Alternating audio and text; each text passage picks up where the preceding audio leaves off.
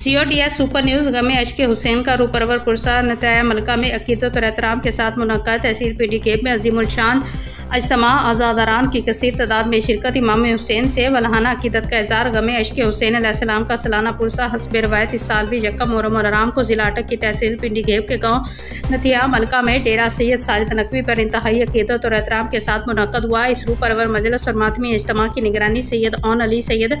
हसन अली, सैयद दिलावर अब्बास उर्फ शेर अली, सैयद महमूद अली नकवी, सैयद वजीउल हसन और सैयद अजान अब्बास ने की। मजलिस में मुल्क के मुख्तलिफ इलाकों में अज़ादारान इमाम हुसैन ने शिरकत की, जबकि खुसूसी तौर पर मातमी संगत कमड़ियाल और मातमी संगत सकरोट ने नुआ और मातम पेश करके शोदा करबला को पुरसा दिया। सीना कोबी और नौखानी के मनाजर नहायत पुरअसर और अशकबार माहौल का बायस बने। हर दिल पर इमाम अली मुकाम अलैहिस्सलाम के गम की कैफियत तारी रही। प्रोग्राम में मलिक महबूब, मलिक वाजिद, सज्जाद शाह, खावर पटवारी, कमड़ियाल सैयद मोमिनीन की बड़ी तादाद ने शिरकत की और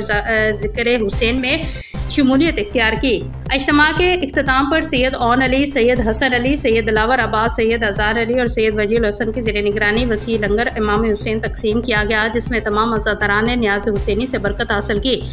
ये इज्तिमा न सिर्फ इमाम हुसैन अलैहिस्सलाम की अजीम कुर्बानी को खराज अकीदत पेश था, बल्कि ये एक पैगाम था कि हक़ व सदाकत की राह में जान निछावर करने वालों का गम मनाना ऐन ईमान है। ऐसे रूहानी इज्तिमात कौम को बातिल के खिलाफ इस्तकामत और इसार का पैगाम देते हैं। शुरा ने इस बात पर जोर दिया कि नौजवान नस्ल को करबला का पैगाम आम करने की ज़रूरत है, ताकि मुआशरे में बातिल कुव्वतों के खिलाफ बेदारी पैदा की जा सके। इमाम हुसैन का गम सिर्फ मातम नहीं, बल्कि एक जद्दोजहद का